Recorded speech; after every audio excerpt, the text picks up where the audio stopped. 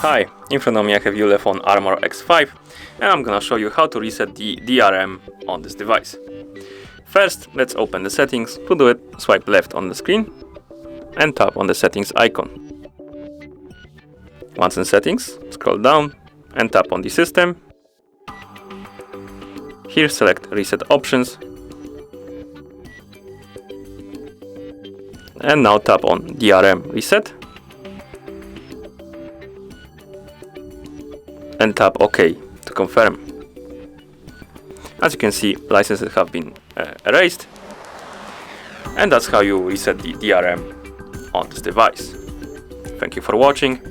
If you found this video helpful, consider subscribing to our channel and leaving the like on the video.